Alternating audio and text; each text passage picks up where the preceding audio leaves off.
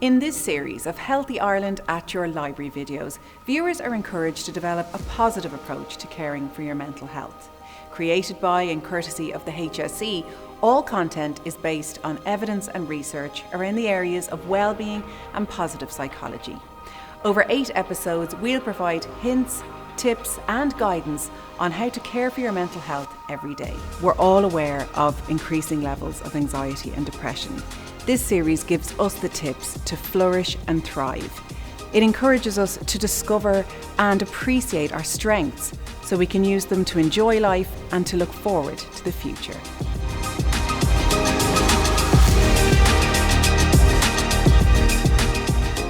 Menopause is a transformative stage in life with unique effects on every woman.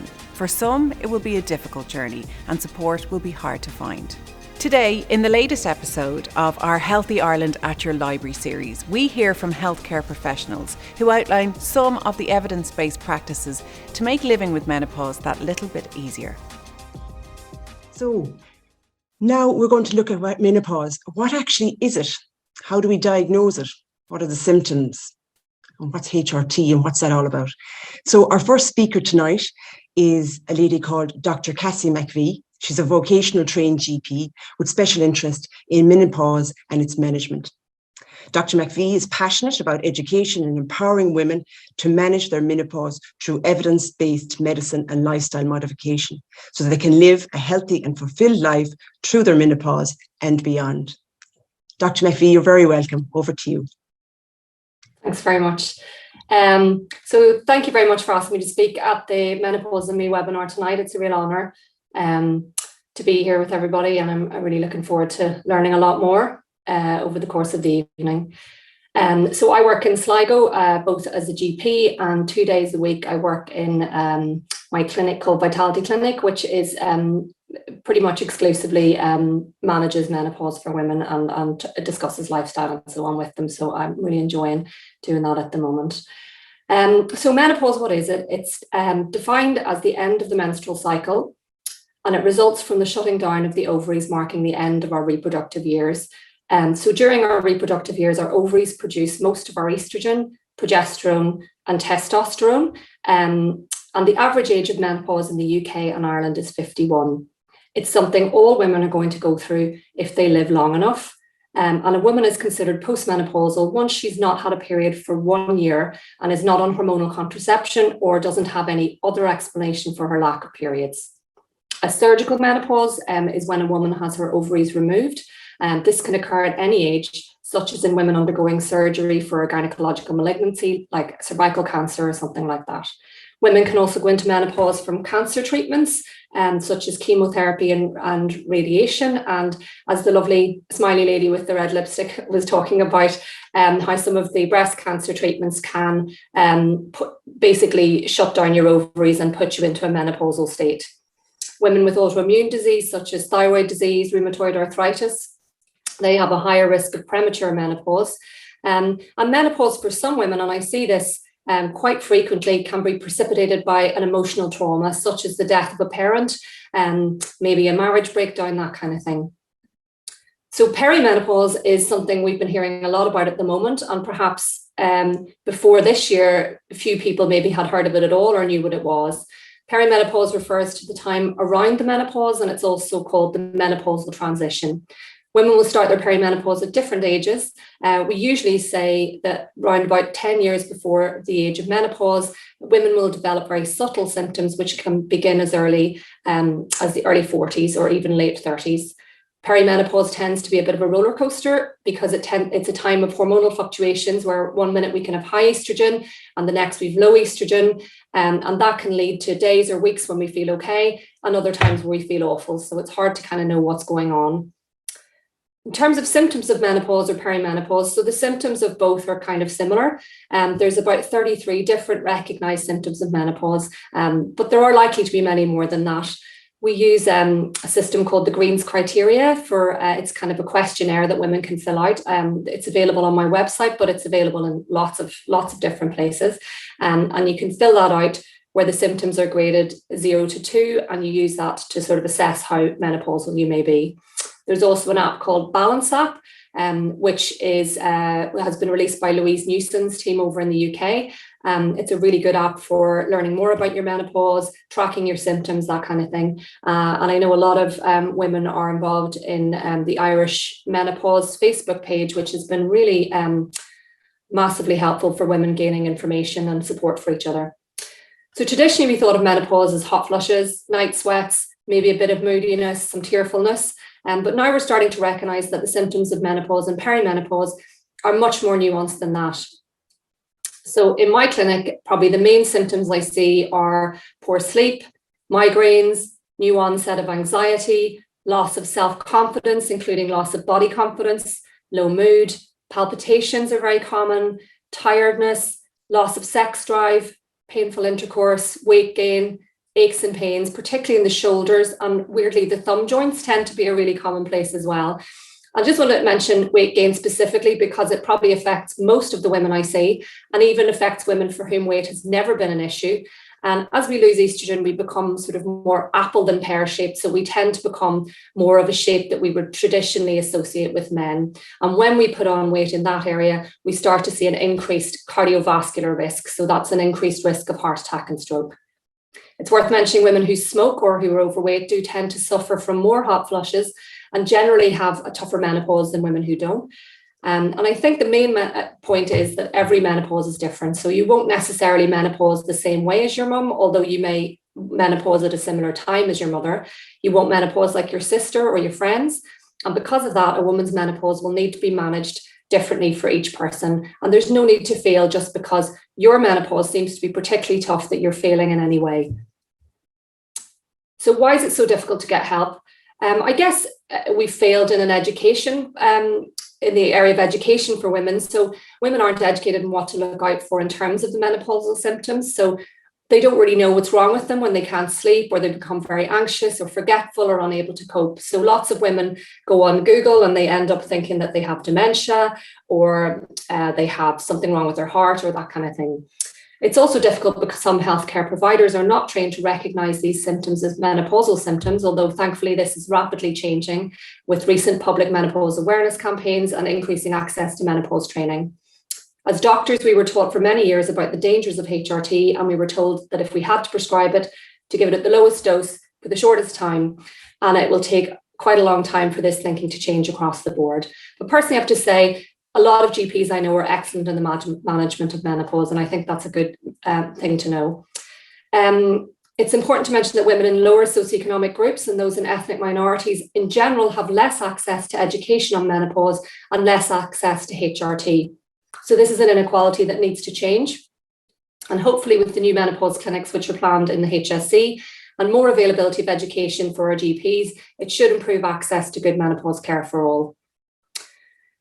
Talking about menopause in the workplace, given that we're talking within the HSC setting, 40% of the workforce in the NHS are menopausal, and it's probably fair to extrapolate that number roughly to the HSC as well.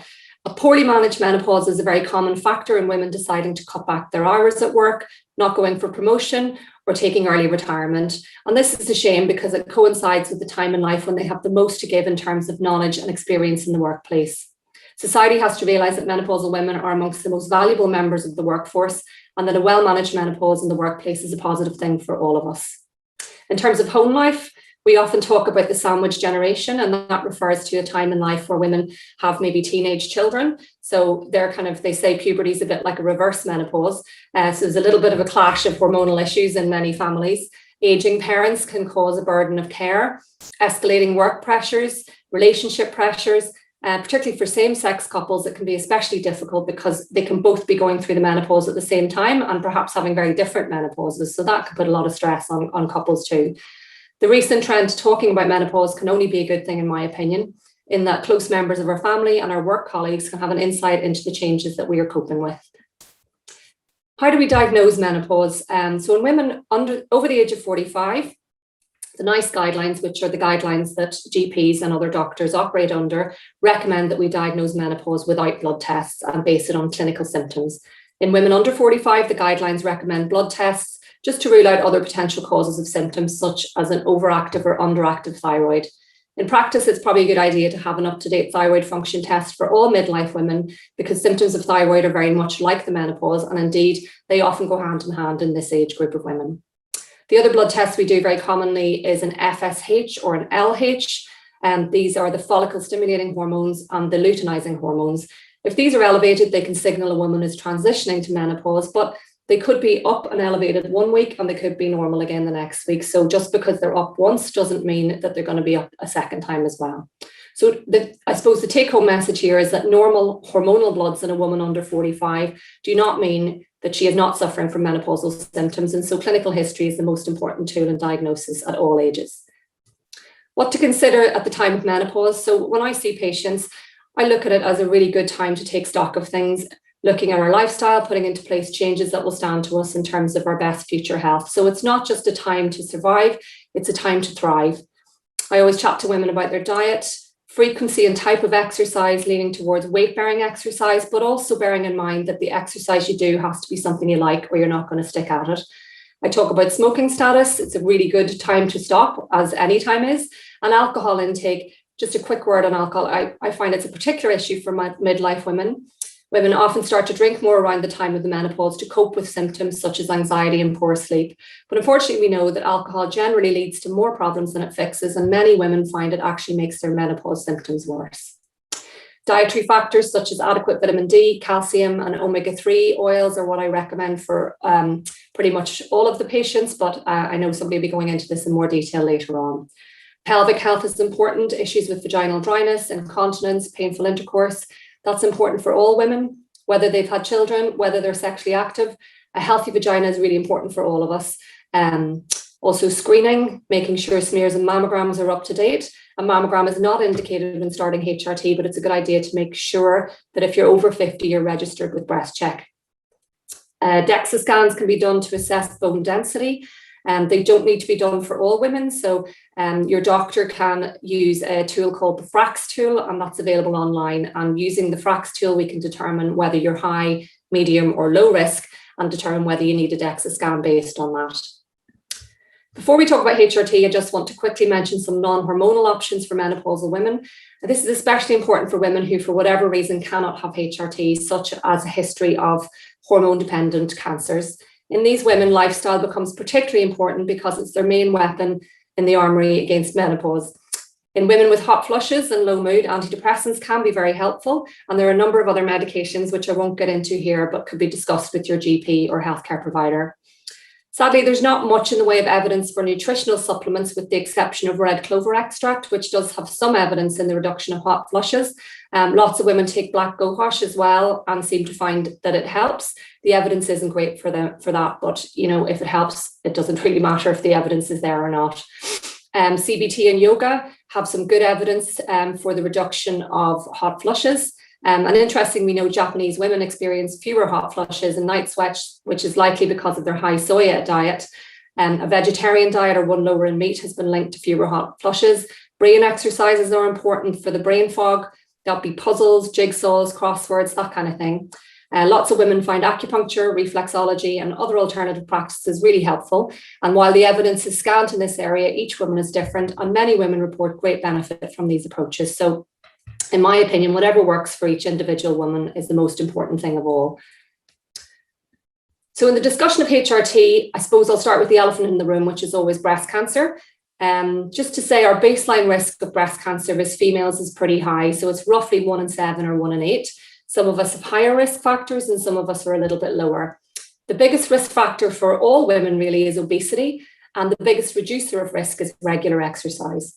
The good news is that women who are diagnosed with breast cancer, 90% of those women will still be alive at 5 years following their diagnosis. So although it's a very shocking and difficult diagnosis, the treatments have got so good these days that most of the women will survive and thrive following a diagnosis of breast cancer. So why is HRT linked to breast cancer? So roughly 20 years ago, a number of studies came out linking HRT to breast cancer. The main one of these was the Women's Health Concern. It's probably the best known. And it was later shown to have been incorrectly reported, and it resulted in millions of women stopping HRT. This resulted in a higher incidence of heart disease and fractures, but it didn't have a huge impact on the incidence of breast cancer. In fact, breast cancer incidence didn't really decline at all, despite how many million women stopped taking HRT. So how many additional breast cancers are we talking? So the Women's Health Concern reported an additional 4 cases of breast cancer per 1,000 women aged 50 to 59 taking continuous combined HRT. So that's roughly 1 case per year per 1,000 women. To put this in context, women who drink a large glass of wine every day have an additional 5 cases per 1,000 women. So that's 1 higher than taking HRT. Women who have a body mass index of over 30 have an additional 24 cases of breast cancer per 1,000 women. Women who take the combined oral contraceptive pill, so that's the same pill that we give our 16-year-old daughters, and I'm sure we took ourselves, they have an additional 4 cases per 1,000 women, so that's the same risk as taking HRT. And interestingly, for women taking estrogen-only HRT, so that's women who've had a hysterectomy, the risk of breast cancer was actually found to be lower in those women than women not taking HRT.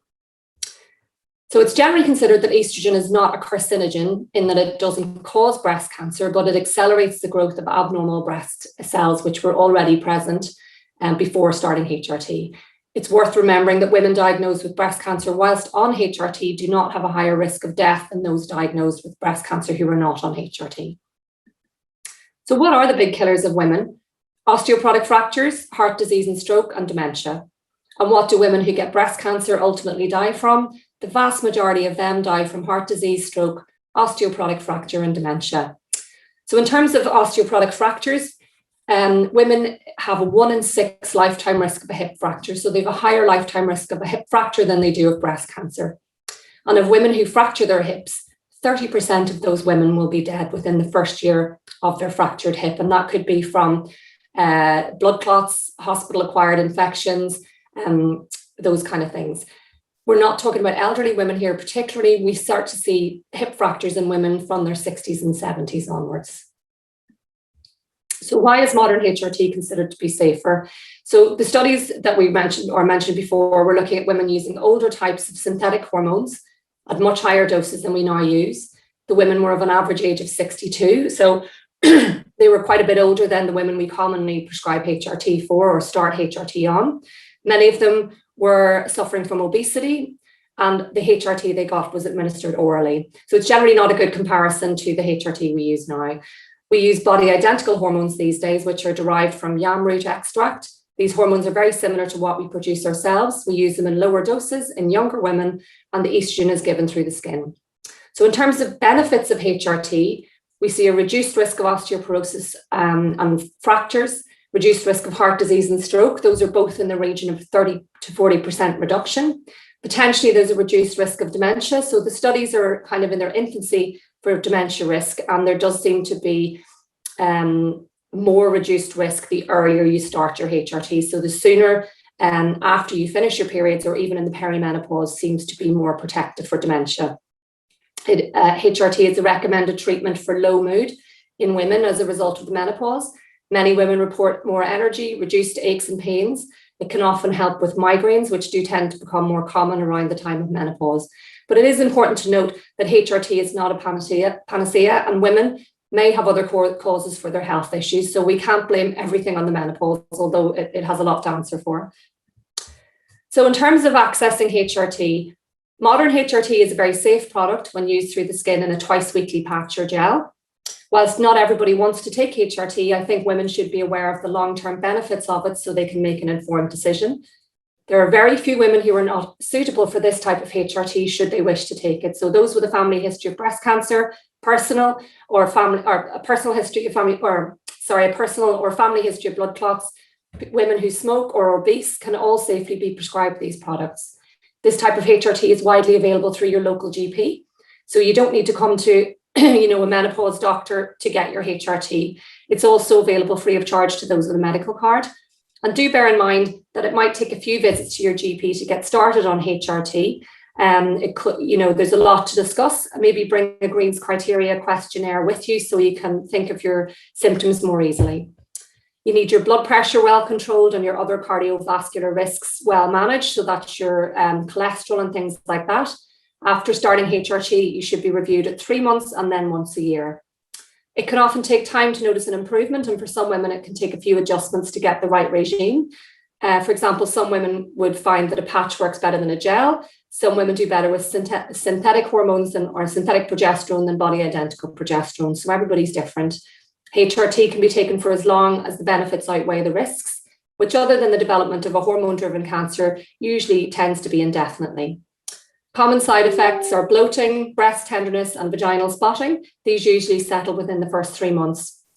It's worth noting that any bleeding more than a year after you finished your period should be investigated, whether you're on HRT or not. And vaginal bleeding after 6 months on HRT may need investigated too. All women are suitable for vaginal estrogen, which can be given very useful to reduce urinary tract infections and make intercourse more comfortable. So just to finish on a positive note, I'm really happy to be involved in menopause care for women at a time where it's finally becoming a mainstream topic of conversation.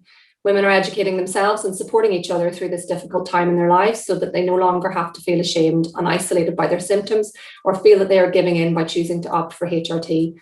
I view the menopause as a time for positive change, to get ourselves in the best health we can, to ensure that we are able to live into old age with the best health possible. So we'll just move on now, and our next presenter tonight is Charlene Hyland. Charlene is a chartered physiotherapist that works in UL Hospital Group, our healthcare partners here in the Midwest. So Charlene works as a physiotherapist and has an interest in women's health. She has experience in working with women with urinary incontinence, urgency, prolapse, and pelvic girdle dysfunction. She is currently completing a postgraduate studies in women's health through the University of Brunel. So Charlene has kindly recorded her presentation a little bit earlier for us, so we're just going to start that now. Thank you. Good evening, ladies. My name is Charlene Hyland. I'm a women's health physiotherapist working in Nina General Hospital. I'm delighted to be here tonight on behalf of a group of women's health physios in the Midwest to speak to you about the role of women's health physiotherapy in menopause. The contents that we are going to discuss is what exactly is a women's health physio? Before tonight, a lot of you may not even have been aware that we existed. We're then going to look at menopause and in particular the hormonal changes and the effect of this on some symptoms that you may experience. We will discuss symptom management, when to see a women's health physiotherapist, how you can control the controllables, and then we'll finish off by looking at bone health and the protective role of exercise, in particular pelvic floor exercises. We all know that urinary incontinence can affect up to 1 in 3 women. Just because something is very common does not mean it's normal and does not mean that you have to live with it. So the role of a women's health physiotherapist. We are a group of physiotherapists who have undergone postgraduate training in the area of obstetrics and gynecology. We treat women throughout the lifespan, from antenatal to postnatal, right through to our elderly patients with incontinence. Some of the conditions that we treat include women with painful bladder and bowel dysfunctions, chronic pelvic pain, dyspareunia, another word for painful sex, interstitial cystitis, painful bladder syndrome, prolapse, and we also work in the maternity hospitals treating women antenatally and postnatally. A huge part of our role is to promote awareness and educate women on healthy bladder and bowel habits and on that protective role of exercise. When we think about menopause, we know that the definition for menopause is the absence of periods for greater than 12 months. However, more importantly, it's linked to the depletion of estrogen. And this is a fabulous slide that shows the levels of estrogen throughout our lifespan. So let's look at the levels of estrogen throughout the lifespan. During puberty, you see that sharp rise in estrogen. And then as we enter adolescence and our menstrual cycle begins, we have the plateauing effect of estrogen. We then see a sharp rise as some women enter into pregnancy. And the role of estrogen here is to prepare your body for pregnancy and delivery and for breastfeeding. And then after pregnancy, we get that sharp decline in estrogen levels. And then once your period starts again, you again get the fluctuations. And then we enter perimenopause. Perimenopause means around menopause. and refers to the time during which your body makes the natural transition to menopause, marking the end of the reproductive years. Perimenopause typically starts from early to mid-40s, and it can last up to 10 years. And if you see in our graph, again, you get the fluctuations in the estrogen levels, and that corresponds with fluctuating periods. You might find that you get your period 1 month, and then it's another 2 or 3 months before you have a next period. And you may at this stage also be starting to experience some of the symptoms of menopause. What's really important, and what I'd like a lot of women to take away from tonight, especially women in their early to mid 40s, is to track your period health, okay? A fabulous women's health physio, Michelle Lyons, calls the period our fifth vital sign. It's really important. We all know our phones inside out, but we really want to know our bodies as well. And for women, to know your period health is so, so important. Then as we enter menopause, at the end of menopause, we see that depletion of estrogen. The other important hormone that I'd like to mention here is the follicle stimulating hormone. It encourages estrogen production.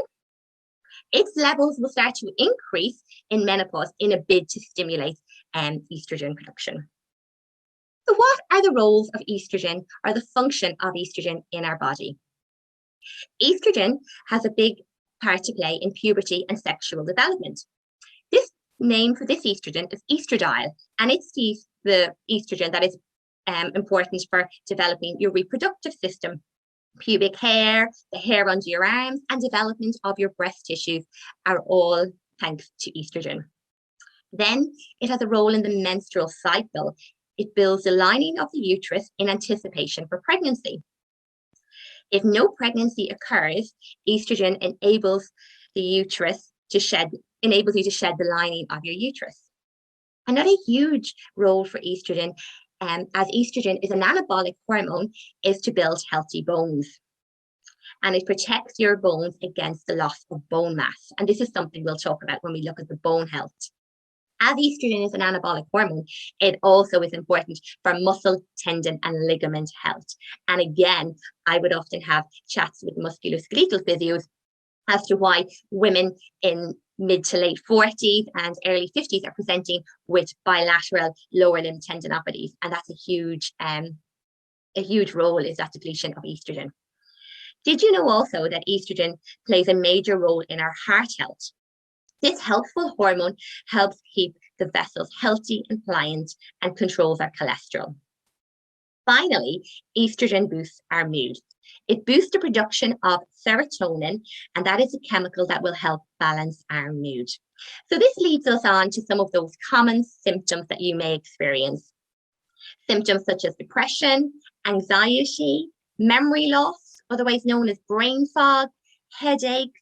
And again, if we look back on that previous slide on the role of estrogen and the production of serotonin, we can see why it might lead to symptoms like so. And the other symptoms are hot flushes, increased weight gain, joint pain, and the night sweats. And then if we look at the two circles, we've got urological symptoms and vaginal symptoms. I'm going to focus on how physiotherapy can help with some of these symptoms. So the urological symptoms got to do with the urinary tract and the bladder. You can get urgency, frequency, dysuria, pain when passing urine, and incontinence. In terms of vaginal symptoms, you often experience vaginal dryness, which can contribute to urinary tract infections. You may have itching, atrophy, tinning of the muscles in the pelvic floor, and again, dyspareunia or painful sex syndrome. The next slide, we are going to focus on symptom management, and we're looking at those symptoms of urgency and frequency. And this is a significant, women's health physios have a significant role in helping women to manage and improve these symptoms. So urinary frequency is defined as going to the toilet more than 7 times during the day and more than once at night. And what we would say is when we have women who present with conditions like this, it can be very limiting, because if you're at work, it's really hard when you have to get up really frequently to go to the toilet. What we start with is we start with getting you to fill in a bladder diary. This is really important as it enables us to look at your fluid intake and your output. It tells us a lot about how the kidneys are functioning. And really importantly, it helps us to see that you are, getting good amount of fluid into your diet, because oftentimes if you're constantly going to the toilet, you might think of cutting back on your fluid intake, but you should not do this. We recommend you take 1.5 litres of fluid a day. Things that we might recommend you cutting back on include caffeine and tea and Coke. These are all bladder irritants. So as part of our role, we will educate and advise you on how to manage the frequency. The other thing that we will look at is your bowel health. And remember, an empty rectum makes a happy bowel, and a happy bowel makes a happy bladder. So I always describe it to women as you've got your pelvic floor and muscles, and then sitting on top of the pelvic floor, you've got your bladder, your uterus, and at the back, you've got your bowel. And if you're somebody who suffers a lot with constipation and your bowel quite full, that's going to put pressure on the uterus, onto the bladder, and that in itself will contribute to some frequency. We then mentioned urinary incontinence. And again, 1 in 3. This may have been something that you've had since you've given birth and you've just got on with it. But it's really, really important that you seek help and see a women's health physiotherapist. If you were somebody, in this slide, I've divided urinary incontinence into stress and urge incontinence. There are other types of incontinence, but for this presentation, we'll focus on stress and urge incontinence. Stress urinary incontinence is that sudden urge, is when you need to go to the toilet on any physical exertion or increased intra-abdominal pressure, like when you cough or sneeze and you might have a little leak. If you're somebody who purely just has that stress incontinence, so you leak when you cough or sneeze, or you're out for a walk and you're, walking very briskly and you get the leak, then pelvic floor muscle exercise is that gold standard treatment. It has been recommended in the NICE guidelines on the management of urinary incontinence. And the exercise prescription, it would be that you do your pelvic floor exercises 3 times a day and 10 repetitions. We also teach the NAC, which is a faster contraction, and it works on the timing of the pelvic floor muscles. However, as we often see as women's health physios, sometimes it's not as clear cut as somebody just having stress incontinence. So you do benefit from that review by a women's health physio if there are other things going on, because as part of our treatment, we can assess the pelvic floor muscles internally by palpation, digital palpation, and we can feel what is going on. Are your pelvic muscles very, very weak, in which case you would benefit from these exercises? Or on the other hand, have you got a lot of overactivity, really tight and painful pelvic floor muscles that are just not contracting and relaxing optimally, in which case you might need other forms of treatment before we would go down the exercise prescription route. Then if we look at urge incontinency, urge urinary incontinence, this is when the bladder muscles squeeze incorrectly or lose the ability to relax. And you're getting that constant urge to go to the toilet, okay? That may be accompanied by frequency. Again, here our role is to look at the bladder retraining. We will give you advice to stop going to the toilet just in case. And positioning on the toilet. A lot of women, we're very busy. It's our nature to be rushing around. We don't maybe stop and sit on the toilet correctly, and maybe if you're in work, you're not comfortable using, sitting completely on the toilet seat, but this is something we do not recommend. You need to be seated to relax everything, to relax your pelvic floor, to allow that passing of urine. And this is particularly important, your positioning on the toilet for your bowel health as well. And we mentioned earlier that all is linked. So these are conditions that I don't want you to suffer in silence with. You can get a referral from your GP and be referred to a women's health physiotherapist. I have also linked at the back the ISCP, where they have a list of chartered physiotherapists who specialize in women's health. Okay. The really good news is that if it's stress urinary incontinence alone, research has found that up to 74% of women will show improvement after pelvic floor muscle training. So now I just want to take a little break and get you all engaged in activating your pelvic floor muscles. So if we look at the diagram here, we see our pelvis is a basin-shaped ring of bones, and sitting at the bottom of our pelvis is our pelvic floor muscles, okay? And if you look at the other diagram where we have the diaphragm and the core muscles shown, I teach the patients, if you think of a can of Coke, you think of your abdominal pelvic canister, okay? So your pelvic floor is the base of the can. Sitting at the top, you have your diaphragm, and then the abdominal or your core muscles are wrapping around. So they are the cylinder, and everything needs to be working optimally. When we take a breath in, our diaphragm relaxes, and that relaxes our pelvic floor. And it's very important that after we contract our pelvic floor, we tighten our pelvic floor, that we allow everything to relax. So if you think of that nice breath in, pop your hand on your tummy. As you breathe in, you'll feel your tummy muscles rise into your hand. Diaphragm is relaxing, your pelvic floor is relaxing. Now I want you to take a breath out, and as you breathe out, gently squeeze the muscles around your back passage and front passage, imagining you're trying to stop yourself passing wind, and hold. Lovely. And breathe in and relax those muscles. Fabulous.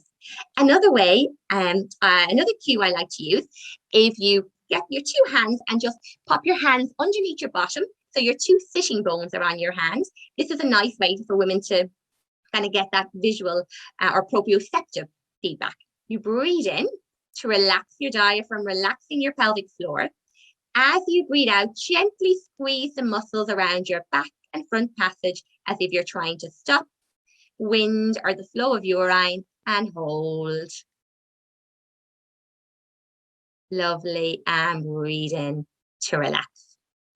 And generally, I start women, holding for as long as they're able. But again, it's very individual. The exercise prescription is very individualized. But if you are managing and able to hold your contraction, you start maybe with 5-second hold, 5-second release, and you're building that up, and you're aiming to get to between 8 to 10 seconds. And the important thing, as I mentioned, is that you're relaxing in between each repetition. Okay. And if there are other issues, if it's not purely stress incontinence, if you're in doubt, and if you're having issues like painful sex, which we're going to come on to next, then I would definitely recommend that review with a women's health physiotherapist. Controlling the controllables. So the vaginal symptoms, the dryness, the itching, that dyspareunia or painful sex, these are symptoms that some women will suffer in silence. They'll not speak to anybody, and it can really affect your quality of life. You need to communicate. You need to talk to your partners or husbands. Let them know, because there's lots that you can do to help. With urinary tract infections, making sure you're looking at your good fluid intake. Cranberry juice can be nice as a preventative as well. When we're looking at somebody who's very dry, and again, this is something that I would see quite commonly with menopausal and postmenopausal women, that they'll be very dry and sex will be painful. So you can use lubricants. Organic products are the best to use, and we always recommend a water-based lubricant, especially if you're using condoms. Lubricants that I would recommend would be the Yes lubricant or Silk. You can also discuss the use of topical estrogens with your GP. And for anybody who's not able to, or the GP is not recommending a topical estrogen, there are vaginal moisturizers that may help as well. And these are something that you can get over the counter at a pharmacy. These are all tips that might help improve that dryness, making your sex more comfortable, and also a visit to a women's health physio who can assess the muscles internally. And there are treatments that will calm muscles down and, hopefully help you get back to enjoying sex again. Okay. So I've got some references for the links as to where those lubricants are available at the back. But always as well, if you're looking at topical estrogens, you do need to discuss that with your GP. Okay. In terms of bone health, did you know that after the age of 50, we lose 1% of our leg strength per year? So this is very significant. I mentioned earlier that estrogen is that anabolic hormone. So what can we do to help? I think it's important to be aware that those niggly, Achilles tendinopathies, plantar fasciitis, these are common in menopausal women. And again, all linked to that depletion of estrogen. Again, you can go and see a physiotherapist. It can be a musculoskeletal physio. It doesn't need to be a women's health physio for these issues.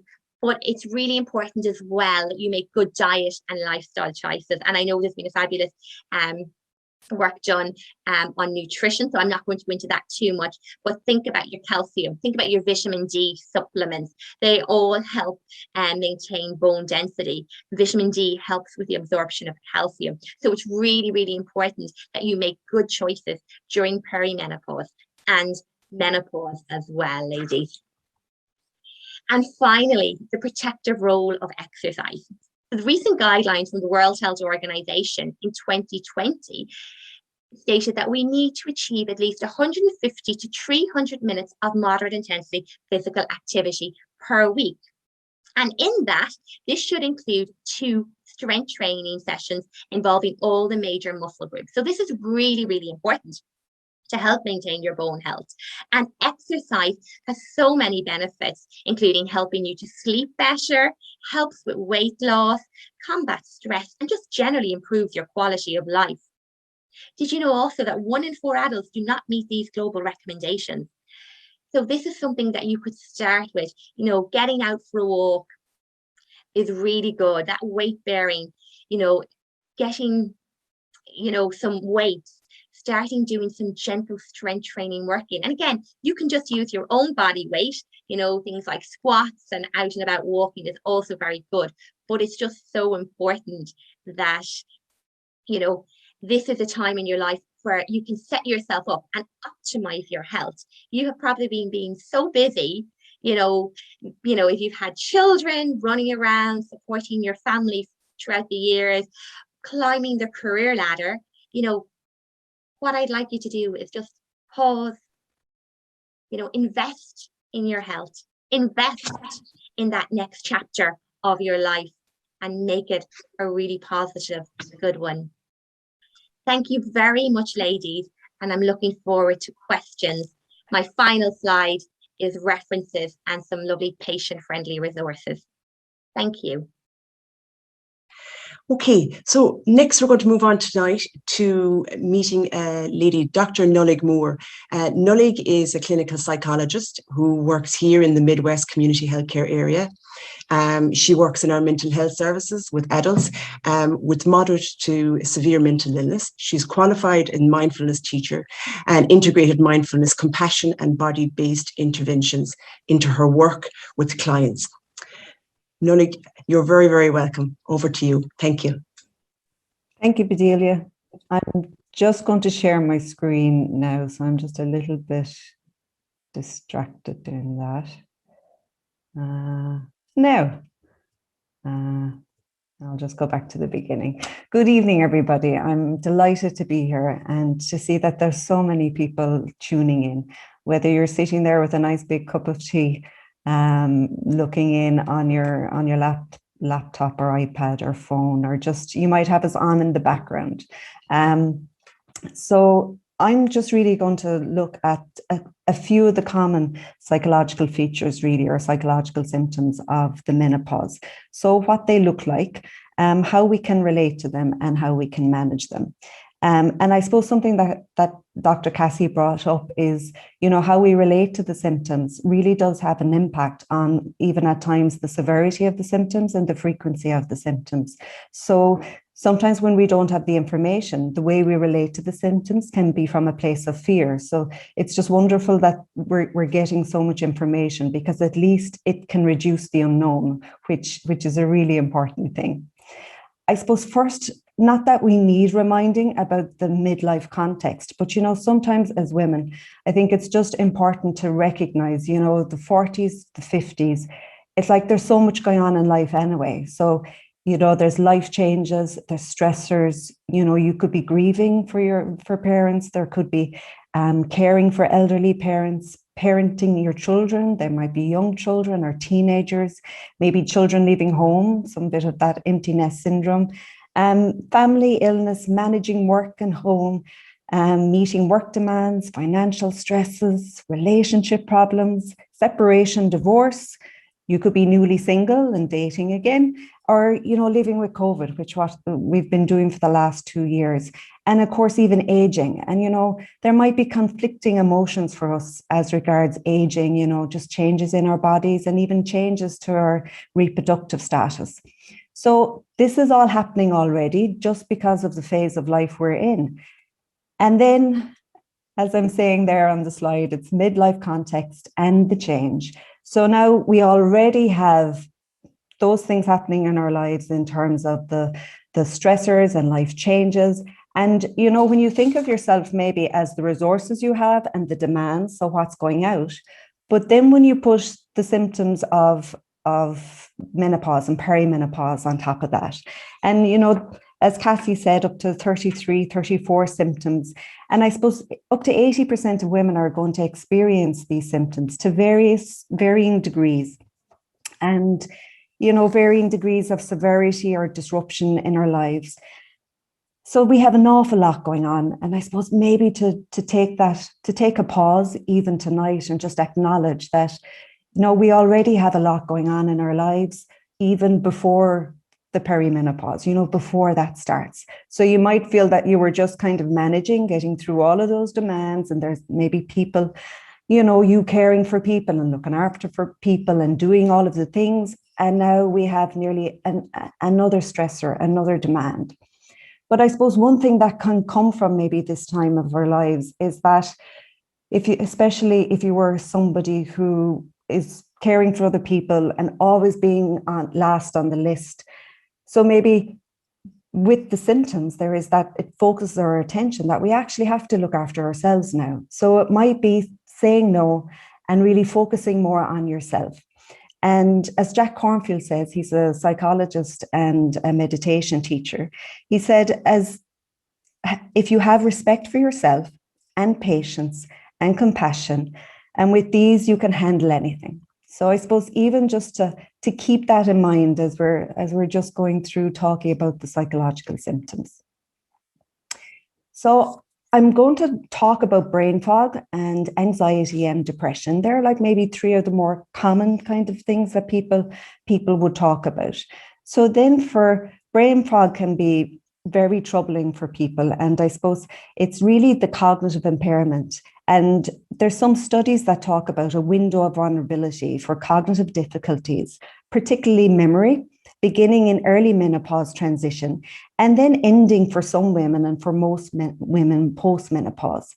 So, if you've experienced things, and we have a poll there, and you might just, if you want to use that function, just to answer that question, have you experienced symptoms like forgetfulness, forgetting a word mid-sentence, forgetting names, poor concentration, finding it hard to focus and to put your thoughts into words? We saw in one of the videos that one of the ladies really was struggling with that, and also confusion. And I suppose we have touched, the other speakers have touched in terms of estrogen. And this has a potent impact on the brain, and especially in midlife, on memory performance. And I suppose a lot of people, would say as well that they don't know what's going on. They wouldn't really have seen this. And that could be another question that's in there too in the poll. Whether you put down these kind of symptoms as to be, okay, this might be perimenopause, or whether you just thought, oh God, I'm just maybe really stressed out, and that's what it is. So for some people too at work, and I think one of the ladies in the video spoke about that, how up to 25% of women could consider leaving work because they just feel like they're not actually able to function in work. And even when people really don't know what's happening, and you might walk into a room and go, God, why? I actually don't know what I've come in here for. Some people fear that it could be their early onset dementia, that this is what's happening. And especially if their mom or aunt or, elderly parent has dementia, it can be absolutely terrifying. And they can hope that it just doesn't maybe come into their head that it actually is perimenopause. So, okay, I think this says, I'm just looking, it seems to have frozen my presentation, but I'll keep on going. These are the things that happen. So Sorry, Nolik, Hi, Alina. hi, if you bring your cursor to the bottom left-hand corner of the screen and just click, it'll potentially bring up. There Okay. you go. Oh, there we are. Lovely. It's great to have someone, Helena, around, especially when there might be a bit of brain fog. So, Helena, I wish I had you every day when I just kind of lose my way and I'm not too sure where I'm going. So, what can help? I mean, I suppose we'll all mention exercise. I mean, exercise is good for promoting brain health. Also, just simple things like making lists of priorities for the next day. It might be we're kind of looking now that we have phones and we can put reminders on or the post-its. So any kind of strategy that you find helpful, I would say just use those strategies just to get through those moments. Reduce multitasking. Now, in all fairness, multitasking is overrated, but especially when when our working memory, when we're just finding it hard to focus and maybe hold a number of things in our head, then multitasking isn't really the way to go. Stay hydrated. So that's vital for brain function. And also, if we can regulate the blood sugar. So, the brain likes a steady flow of glucose. And then own up. There was one of the ladies in the video, and she said, that she plays charades, when she can't think of something at work. And I just thought it was just a lovely example of we just normalizing this and normalizing it for ourselves that are going through the menopause, but also educating and informing people that, this is why I'm just getting stuck mid-sentence here. And then the good news is that the memory improves again post-menopause. So we'll move on then to anxiety. And I suppose anxiety is a common mood symptom, and it can be experienced by some menopausal women. And I suppose as well, if you can, with the poll, if you can just maybe say yes or no, whether you would have experienced the symptoms of anxiety. Just put that down. So things like irritability, nervousness, tension, feeling fearful for no reason, and that racing heart. And I suppose, again, it is the falling levels of the hormones, and they influence the way the balance of hormones in the brain. I suppose if you think of the hormones, it's nearly like an ecosystem. So, with the reduction of the sex hormones, it's going to have that knock-on effect on other hormones and neurochemicals. So what we see is there is a lowering of the serotonin, and that's linked to mood regulation and your body's stress response, and of course as well to the memory function. And we also see that lowering of the endorphins, and we know these are to increase our feelings of well-being and pleasure. And then there's an increase of the cortisol and the adrenaline, and there are stress hormones. So then you can see there the irritability, nervousness. So the symptoms, they may occur randomly in response to a stressful situation, or they may be intermittent, maybe lasting a few minutes to hours, or there might be that mild ongoing sensation of feeling uneasy. I know for me, sometimes with this, I'm not really feeling anxious in my head. I don't have that anxious thinking, which I'll mention, but it's nearly like I'm after about 3 or 4 espressos. It's kind of like there's a surge in the body. And also just I'm waking up anxious. That might be something that some of you might notice. And there is a cortisol peak in the morning time, and that's really to rouse us, to get us going. But when we don't have that dampening effect of the serotonin and the endorphins, then we really feel the anxiety and the jitteriness maybe a little bit more. So sometimes if you can just be really organized in the morning, that may be hard because you might be trying to get people and yourself out of the house. And it can be hard. It could lead maybe to more kind of anger or kind of irritability, because really your body is quite hyper aroused. Just going to mention as well anxious thinking. I suppose there's a flavor and a theme in anxious thinking, and we call it catastrophizing. Now this can trigger anxiety, but it also maintains anxiety. And it really is when we overestimate the likelihood of the worst case scenario, but then we underestimate our ability to cope. And then when we are thinking in this way, it automatically then increases these symptoms up here, the irritability, the nervousness, the tension, the feeling fearful, the physiological symptoms. So again, you're going to notice from my talk, there's a lot of circular kind of vicious circles, one thing feeding into another, and then the bidirectionality of it. So I'm just going to mention cognitive behavior therapy, that model. Dr. Cassie would have mentioned that as a very effective intervention for the psychological symptoms, especially if they're more in the kind of moderate or severe range, or even if they're really impacting of the quality of your life. So with the CBT model, really it focuses us to look at the links between what we think, our thoughts, our behaviors, our bodily sensations, and our emotions.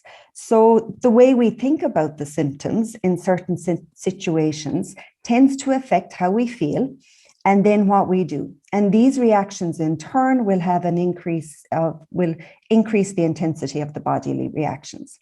So there has been research, which Dr. Cassie mentioned as well, that CBT, and it was a kind of a group CBT intervention, which is always a lovely way as well, because you have that I'm not the only one experiencing this in a group intervention, but that CBT for hot flushes did reduce the severity and also the frequency. And I suppose really what it was that we were starting to change our relationship to the symptom, because, you know, this is happening. And, you know, there may be for some people the option of HRT may help with symptoms. And as Dr. Cassie said, it's not going to be the panacea, but it's, you know, when we meet a symptom with a more calm kind of, what's the word? Just, we will feel like we're more in control. So if you're watching it, for those of you that are listening, I'm going to apologize, but I'm going to try to explain this as best as I can.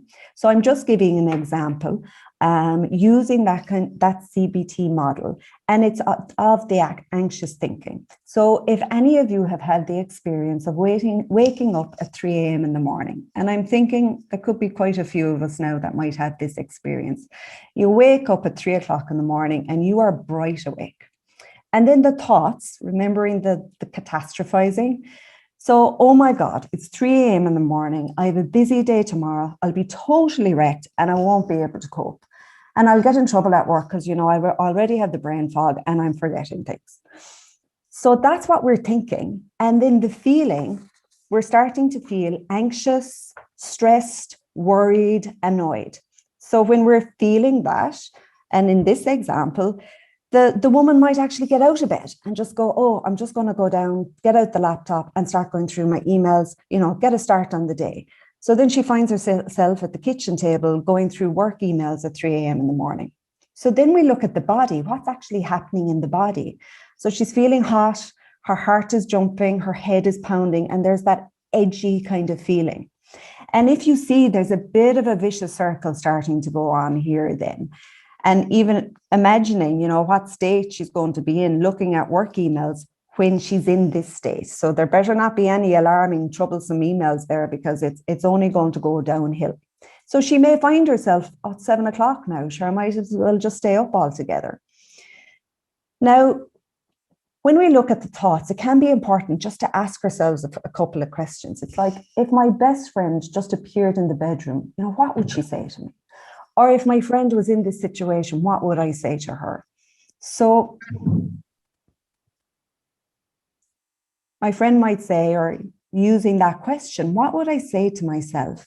You know, if this is my best friend talking, or what would I say to my best friend? And it could be, I've actually managed before, so I know I can cope. You know, I've woken up in the middle of the night before, and I've always thought maybe that tomorrow is going to be brutal. And it actually, I'm tired, but it's not a total disaster. So I've managed. And then with thinking this, we then can start feeling a little bit calmer, a little bit okay. And then the behavior is, she might just say, I'm going to practice a little bit of belly breathing. So that slow, steady breathing. And the belly breathing is if you breathe in for 4 counts and if you breathe out for 4 counts. So we're really purposely trying to slow down the breath. Sometimes when I find myself awake at 3 o'clock in the morning, I'd put just the palm of my hand down there on my lower abdomen, just below around my belly button. And I bring my awareness to the sensations. And as I breathe in, the belly is rising, and I say rising in my head. And as I breathe out, the belly is falling. So then I'm saying rising and falling. I might have one of those catastrophizing thoughts, and I just go, okay, I'm going to bring my attention back. And the rising and the falling. So you're really trying to slow down the stress response and bring yourself down. And then, this lady puts on some soothing music as well. So then we see, well, what effect does this have on the body? So the heart starts slowing down, the tension starts releasing. Just 3 minutes now, Nolly. And then there's a cooling down. So then the thought of I'll deal with tomorrow when tomorrow comes. So then what can you do then? I'm going to need to go a little bit over, Bedelia, because I was a little bit late starting. So the paced breathing, and just developing a calmer, self-supporting internal dialogue. So is there really a threat here? So I'm lying here in bed at 3 o'clock in the morning. I don't know how tomorrow is going to be. What would a close friend say? What would I say to the close friend? And how can I best mind myself? Have I managed this before? So also with the anxiety, meditation can be helpful. I have put into the chat, there is a Palooza meditation website, and they do mindfulness-based stress reduction. It's free. Now, it is self-directive. It isn't interactive, but it's all there if you wanted to go through it. Also yoga. Again, the exercise, reducing the smoking, or quitting the smoking, the alcohol. I'm going to say sleep well helps the anxiety, but we know that's a vicious circle. And then connecting with friends is very important, especially if they're friends that are understanding and they give us a bit of a different perspective. And then taking a break, those times around irritability, it could be important just to say, I'm just going to go out and take a deep breath. And then asking for help. I think it's really important to ask for help. And in my work down through the years, people avoid asking for help. And when I ask them, how is it's taken you so long to come for help? Or even this could be just asking for help within your family or with your friends. And they would say, I don't want to be a burden on people. And if I ask for help, people might think I can't cope. So I'm going to very quickly go through the depression. So 18% of women in early perimenopause could experience depression, and 38% of those in late perimenopause. So women in perimenopause are more at risk than in postmenopause for depression. Again, just like with the anxiety, those who might have a history of depression, maybe if you received treatment for depression in the past, you may be more likely to develop the depression if there may be a relapse during menopause. And also if you had quite significant, severe PMT, that just shows that the mood is quite sensitive to the hormone changes. And then looking at the symptoms, anger, low mood, decreased self-esteem, feelings of isolation, worthlessness, decreased libido, and low energy. And then the depressive thinking is more really about being critical of yourself and being negative about, yourself, and also about the future and about the world in general. And we can get into a cycle of self-criticism and hopelessness, and then we can end up withdrawing. And I suppose when we do that, then the depressive feelings and the depressive symptoms will only get worse. And again, looking to see how we meet the symptom of the menopause. And in this situation, it's when you have absolutely no energy. And the thinking here is more negative. So I'll just go through it really quickly because I am conscious of the time. So finding yourself having absolutely no energy. And then what goes through this woman's head is, oh, for God's sake, I should be able to do all the housework. I'm losing my grip. I'm just not good enough anymore. I should really cop on. And then the feelings with that are frustration, sadness, depression, disappointment. And then she just decides to go to bed and cry. And then the sensations in her body, feeling empty, muscles aching, sore, heavy. So then again, using that of what would you say to a friend in this situation? Or what would a friend say to you? So I'm tired. It doesn't mean that I'm not good enough. I've done a lot already. And then maybe feeling more content and proud. And then the behavior is, actually, I'm going to put my feet up and get a cup of tea. And then the body, again, the muscles are going to be relaxing, the chest easing, and then that lovely self-compassion. I'm actually okay and going through the menopause. I just need to give myself a break. So then what helps?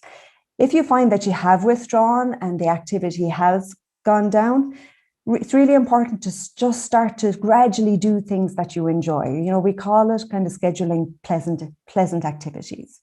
Get out for the exercise again, the smoking, cutting down the smoking and the drinking excessively. Really important to meet up with your friends, really important with family members that won't drain you, that will actually give you a different perspective and be supportive of you. The diet and the sleep, gratitude. This is a lovely practice where you can put down 3 things you're grateful for every day, and they could be just small things. I'm really grateful that I have Helena that came in and just helped me when I couldn't find my screen share. And again, developing more of a compassionate voice. I have something put in there, a website, Kirsten Neff. There's a lot in terms of self-compassion exercises in that. And really the question, is it an accurate view to really say, I'm not good enough? I'm just experiencing a symptom that is related to the perimenopause or menopause. And what would the close friend say? And what would I say to a close friend? Again, it's so important to ask for help and not to suffer in silence. So I know I had to sort of fly through a little bit, but just to finish, and this is just a quote from Dr. Jen Gunter. She is a gynecologist in America, and she calls herself a fierce advocate for women's health. And this is what she tells herself when she experiences a hot flush. She says, I am feeling this because women have evolved to drive humanity forward, and this is a sign of my strength. Okay, folks, so now we're moving on to the next part of our night. We're going to meet the health and wellbeing team here in the Midwest Community Healthcare area. So we're going to see some recordings done by my team. You're going to meet Christine Gurnett, who's our senior dietitian, and she's going to talk to you about managing those extra few pounds that we all worry about during our menopause, and maybe the foods that we could eat to enhance our bone health. We're going to meet Sinead Killeen and our physical activity team, who are going to give us simple tips on staying active.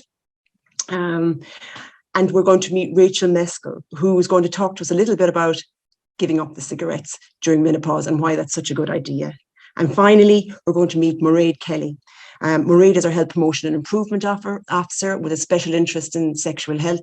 And Mairead is going to talk to us a little bit about our sexual relationships and looking after our sexual health in menopause. Hi, my name's Christine. I'm a community dietitian here in the Midwest. Good food is a good investment in your health. Lots of women feel obliged to look after other people before they look after their own health. Sometimes that's to the detriment of ourselves. I hear all the time from mothers that tell me, I wouldn't cook or eat or buy those foods because no one else in the house would eat them except me. Where would I get the time to cook for myself? As we get to the age where we experience menopause, it is time to think more about ourselves and remember that if you don't mind yourself, then you can't mind somebody else either. In addition, it can be a stressful time of life between looking out for maturing children, career changes, and aging parents. Menopause is seen as a positive time in some cultures.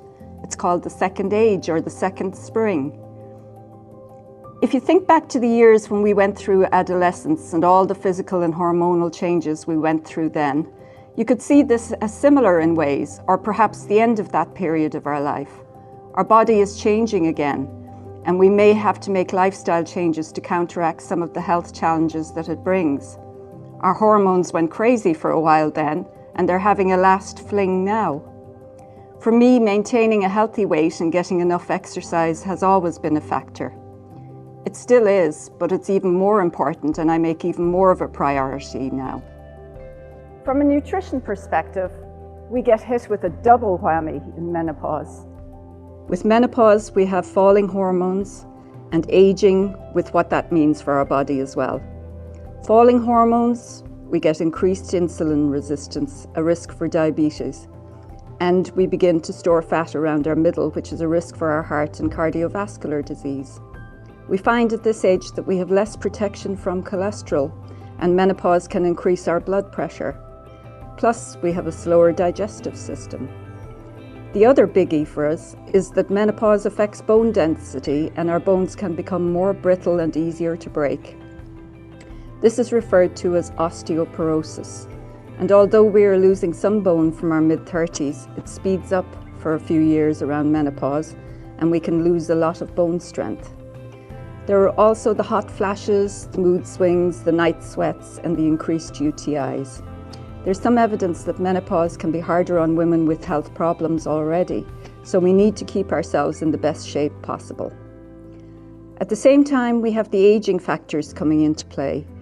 With a decrease in lean muscle mass, which burns less calories, there's a decrease in metabolism, weight gain, and an increase in constipation.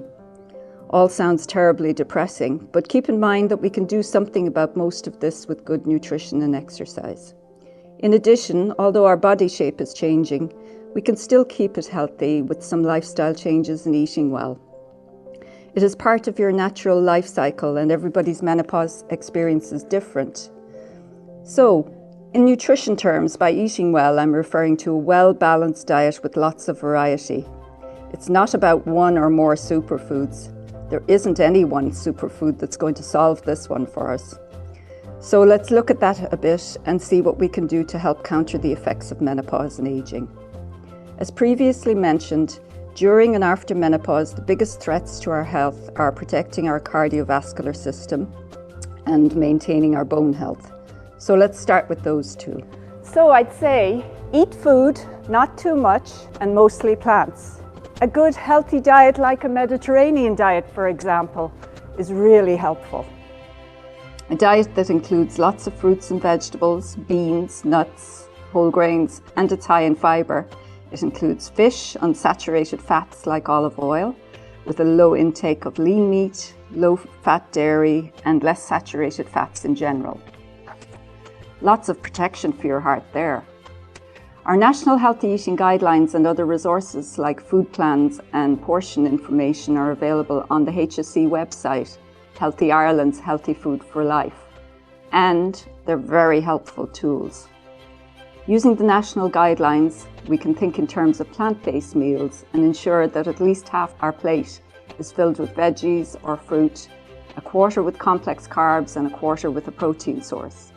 Starting your menu planning with veggies and carbohydrates before you consider a meat or protein source is such a healthy way to plan for healthy eating. Avoid using too much salt. That's also important. Many of the processed foods in our modern food system are full of salt, and so it's another good reason to avoid processed foods in general. I also encourage people not to have a salt cellar on the table. There's generally enough salt already added in the cooking and from the ingredients in the cooking process. Even organic sea salt is still bad for us if we have too much of it. If your blood pressure is raised, a low salt diet is key to treating it. Include some omega-3 oils may help with symptoms and it's good for your health. Oily fish such as salmon, trout, anchovies, and flax and chia and hemp seeds and unsalted nuts are all good sources of these healthy fats. Whole grains and cereals have lots of fibre and B vitamins, which can help with a slower metabolism and constipation. Plus they fill us up so we're not so hungry. Maintaining a healthy weight is really important. In menopause, we tend to gain weight around our middle, and that raises our risk of cardiovascular disease and other chronic illness. Choosing healthy options, low-fat cooking methods, monitoring your portions, and getting adequate physical activity are all part of keeping yourself at a healthy weight. Eating consistent meals helps your metabolism and it maintains your blood sugar levels. There is some evidence that skipping meals may bring on hot flashes and that regular meals may help. You often end up very hangry and tired, so you overeat as a result. So definitely don't skip meals. Unfortunately, our calorie needs are decreasing and we just need to adjust for this with portion size, avoiding excess calories from high sugar and high fat foods, whole grains and cereals, plus low-fat cooking methods, and also physical activity is key. Label reading is such a useful skill and there is a lot of information on the food label. The Irish Heart Foundation has a really helpful label reading card for your wallet and there's a leaflet to explain the process to you on irishheart.ie. Remember though, getting broader around the middle will probably happen, and it's okay if we keep an eye on it and it's just a little. Even Twiggy disguises her waist these days. Supporting our bones with calcium and vitamin D is essential. 3 servings of low-fat dairy a day will get us the calcium and vitamin D that we need. While you can get some calcium from dark green vegetables and some other plant foods, it's really difficult to get enough. If you don't eat dairy foods, then you need to supplement to make sure you get at least 800 milligrams of calcium for your bones. If lactose is a problem, you need to get lactose-free dairy milk. That is still a good source of calcium. If you choose plant-sourced milks, make sure they are supplemented with calcium, and then you can supplement the extra if needed. Calcium is the material our bones are built from, and vitamin D helps the calcium get absorbed into our bones. Vitamin D is difficult to get from food sources, especially in winter when we don't have much sun to activate it. Oily fish, eggs, fortified milks and lean red meat contain some, but most of us would benefit from a daily supplement of 10 micrograms a day, especially during winter. All of this needs to be supported with weight-bearing exercise as well to protect our precious bones. Again, physical activity is so important at this time of life. Support your bones so they can support you. So I'm sure you've heard of soy and linseed in connection with menopause. They have phytoestrogens in them, and there is some evidence that they can help maybe reduce the severity of hot flashes. But you need to be taking them at least 3 servings a day, and it takes up to 2 to 3 months to feel any benefit. These foods are low in saturated fats and high in antioxidants, so they do have other benefits and are a good addition to your diet. Herbal remedies still lack evidence of benefit for menopause symptoms. The big concern with herbal remedies is that they may interact with the other medications you're taking, so never use them without consulting your health professional. Be aware that just taking something that's natural, it may not be regulated, and the quality and the ingredients vary a lot. You may not be getting what you think you are getting, and they may not be safe for you. There is some small evidence that St. John's wort and black cohosh may decrease hot flashes, but they can interact with some medications, so always discuss their use with your healthcare provider. If you're buying any of these, get them from a reputable source and don't buy online. There's no evidence of benefit that has been demonstrated for using ginseng, Chinese herbs, or evening primrose oil. There's some evidence that suggests the more hydrated you are, the less you'll suffer from night sweats and hot flashes. And if you have dry skin, it may mean you're not well hydrated. If you're getting lots of these symptoms, you'll need to replace the fluids that you might have lost. Being well hydrated is so important for our bodies and brains to function well. After all, we're about 60 to 70% water. Headaches can occur from dehydration, and our skin loses hydration quicker as we age. Water is the best choice for hydration, as other options may have a negative effect on hydration status overall. If you add lemon or lime to your water bottle, you could be damaging your teeth from constant exposure to citrus. We often confuse thirst with hunger, but sometimes having a glass or 2 of water between meals will reduce our need to snack. So what might make your symptoms worse or be a trigger for them? There's some evidence that caffeine can trigger and increase severity of hot flashes for some people. And the effects of caffeine last a long time. I myself are very sensitive to caffeine.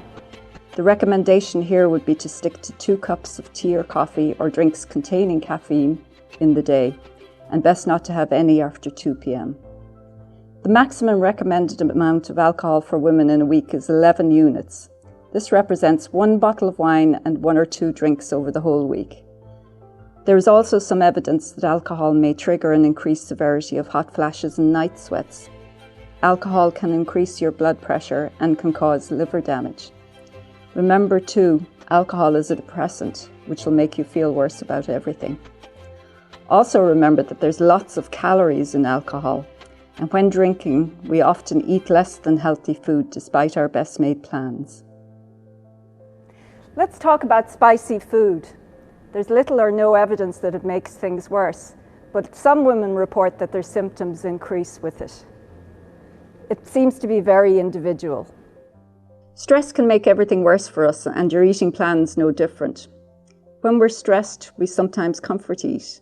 We don't plan our meals, and we grab whatever is handy. Or we don't eat at all and then we binge. All of these eating styles make us feel worse, and it turns into a cycle. Learn to recognize that you're stressed, try some stress reduction techniques, and then get back to healthy eating as soon as you can. Never beat yourself up for not eating well, because you're only human and these things happen. Plan to enjoy your food as much as you can. Eating healthy doesn't have to mean depriving yourself. It just means making different choices. Focus on how well you feel when you are eating well and exercising. So, just to summarise, there are two biggies that we have to worry about: cardiovascular disease and bone health. We have information on what has been proven to help and what really hasn't, despite what marketing might have you think. Plus, we've talked about what might make your symptoms worse. I've made lots of recommendations here, and I don't expect anyone to change everything all at once. I always find that picking one or two changes at a time and promising to work on those is helpful. And as the old saying goes, how do you eat an elephant? One bite at a time.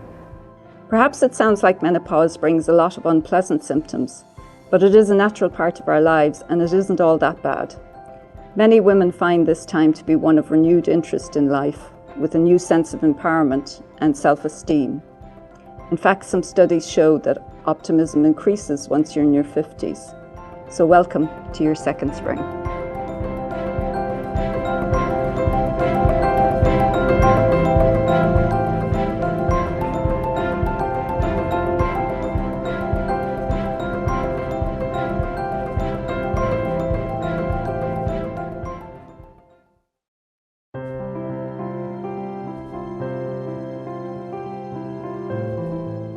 We've heard tonight that being physically active helps during the menopause journey, and our speakers have discussed some of the health conditions that we are at greater risk of in perimenopause and menopause.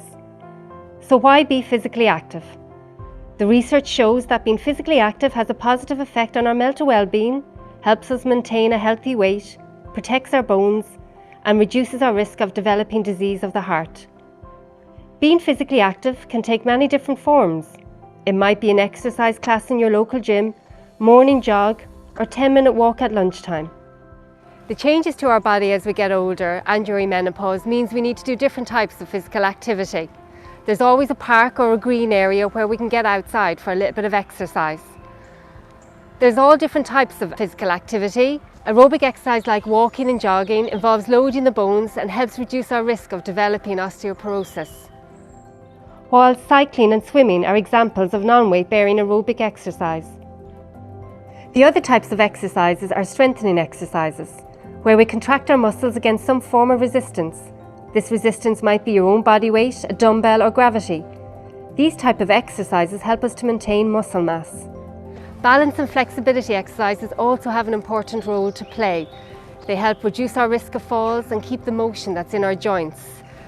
Balance exercises are particularly important if our other systems like our vision and our hearing, which help us with our balance, aren't working as well. The last Healthy Ireland survey tells us that 1 in 3 females are doing the 150 minutes of moderate intensity exercise recommended over the week. If you're already doing this, well done, keep it up. Maybe reach out and support others. If not, it's never too late to start becoming more physically active. Any movement is better than no movement. Want to know where to start? We will post some useful websites in the emails that follow after this webinar. There is something out there for everyone, regardless of age or capability. And that's all it takes sometimes. So remember, whatever you choose to do, pick something in an environment that motivates you, that you enjoy doing, that fits in with your day-to-day routine. That way you give yourself the best chance to sticking with it and getting all the benefits we know that being physically active brings.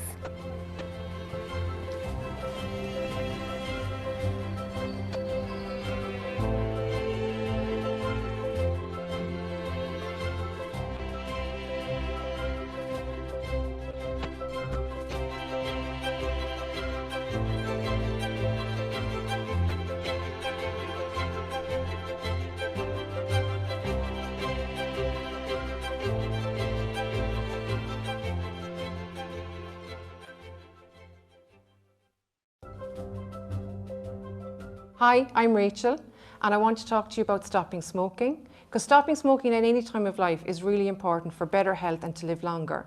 Menopause is an ideal time to stop smoking. By not smoking, you delay the onset of menopause and you reduce the number of hot flushes. Also, more good news, you can decrease the risk of developing osteoporosis and gum disease. The interplay between smoking and bone health is very complex.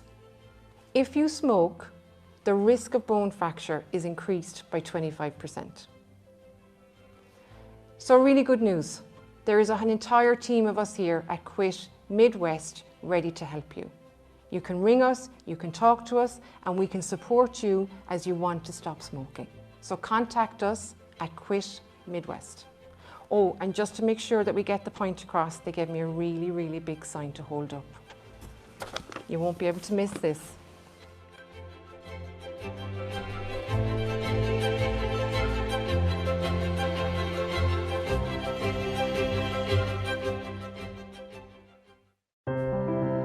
Sexual health, menopause and me. Hello, my name is Mairead Kelly and I'm a Health Promotion and Improvement Officer with the HSE Midwest, and I have a remit around sexual health promotion. I am based in Limerick.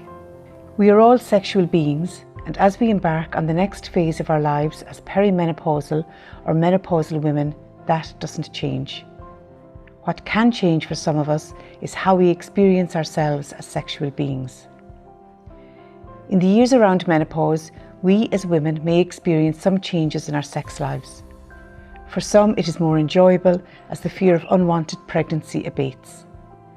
For others, they find that they think about sex less often or they don't enjoy it as much. Reducing hormone levels during this time may cause vaginal tissues to become thinner or drier, which may make penetrative sex uncomfortable or painful. There are treatments available to help your symptoms. For example, the use of lubricants greatly enhances the experience of sex. There are a wide variety available over the counter in any pharmacy. Just be mindful, if you are using condoms during sex, that not all lubricants are safe to use with condoms, as some reduce their effectiveness. Being less interested in sex as you get older is not a medical condition that requires treatment. Libido naturally goes up and down during one's life course. However, if changes in your sexual health bother you, I recommend that you talk to your GP or practice nurse or other supports that may be available in your area about possible ways to help. Sexual pleasure is a much neglected yet fundamental part of sexual health.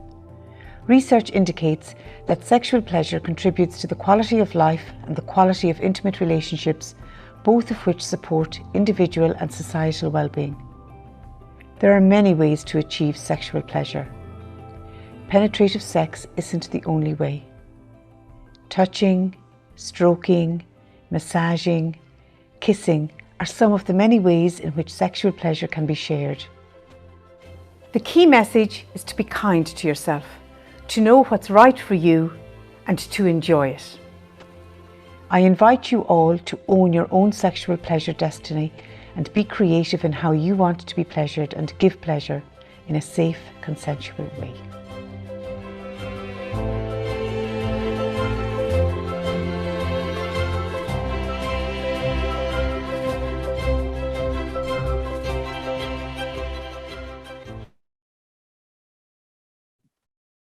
Okay, and thank you to the Health and Wellbeing team for putting those lovely videos together.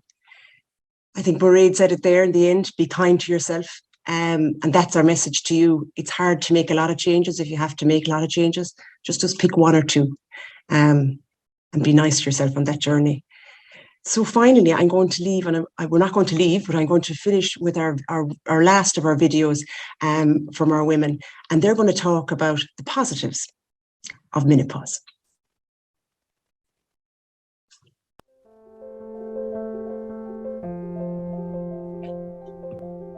One good experience was that the migraines lessened an awful lot. That's one good thing about it. If anybody, I mean, most women do get hormonal migraines. It's not really rare. It's actually very common. And since I was 13, I've been getting them. So that would have been when I had started getting periods at that age, 12 or 13. And when I used to go to the doctor, they were never diagnosed as migraines. They just said that I had bad headaches. My mother didn't know that they were migraines, never even heard of them until I was an adult, until I went to the doctor constantly saying and calling the doctor to the house, because I could be in bed for 24, 48 hours vomiting and not able to see and really bad. And then I was diagnosed as migraine headaches, but I would have been an adult. There's no positivity in the menopause for me. I couldn't only that I can't get pregnant and have babies.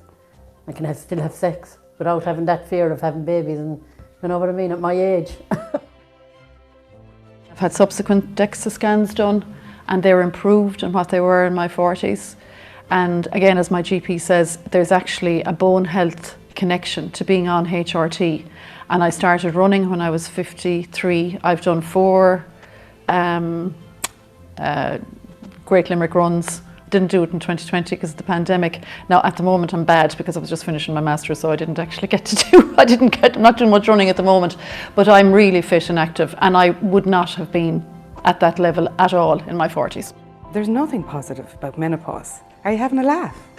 There really isn't. Well, no, there is, because you're warm when everybody else is freezing, so there's a positive. We're great people for saying yes, but learning to say no probably has been the best thing for me. And just stepping back and let other people do things. I don't have to do it all, you know. And that goes for home as well as being in work or in our community or volunteering or whatever we do.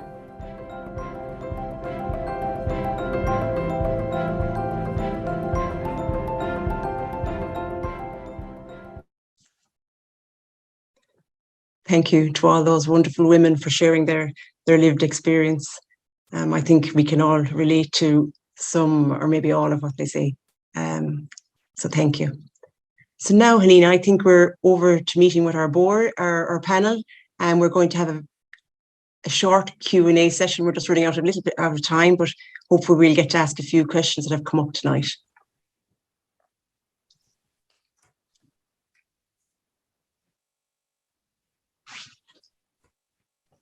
Okay.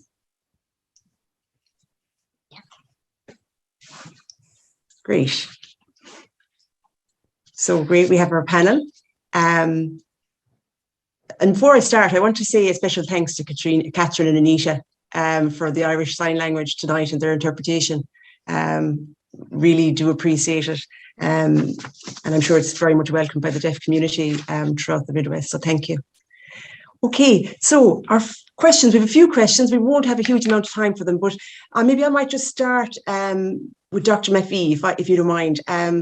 One question has come in. Can you take HRT after your periods? Before your periods. Sorry, I beg your pardon. Yeah, sorry. Yeah, so traditionally it was kind of thought you needed to wait for a year after your periods finished, but you can certainly start HRT when you're still having periods, and in fact some of the HRTs are specifically designed to be used that way, so you can get a patch that has continuous estrogen, and then your progesterone is there for 2 weeks of the cycle and not there for the other 2 weeks. So when we still have periods, we usually need to use the HRT in what we call a sequential fashion. So instead of trying to work against the menstrual cycle, we kind of work with it. So we give progesterone to protect the lining of the womb, and then we withdraw it again so that women get a kind of scheduled regular bleed. So yeah, you absolutely can, and loads of women really benefit from it in the perimenopause, because as women have said this evening, or some of the speakers, have said this evening, in the perimenopause, sometimes the symptoms are nearly worse than in the postmenopausal time of life. Okay, interesting. Thank you. Charlene, I think this next one is for you. So how often, once you notice improvements in your stress incontinence, should you continue with your pelvic floor exercises? Thanks. That's a really good question. It's very important that you remember that your pelvic floor exercises are for life. So they're something that you need to continue it on an ongoing basis. So you will start to notice improvements within the first kind of generally between 4 and 6 months, but you do need to continue them. Maybe not every day, but definitely 4 to 5 times a week. Okay, great. Thank you very much. Christine, so Christine, I have a question here. Will I ever lose the weight I gained during menopause? That's a really good question. It's one a lot of people find concern around menopause when they gain extra weight. But I suppose step one would be to stop any further weight gain. So making a few lifestyle changes, looking at portion control, looking at where your calories come from, making sure you have regular meals.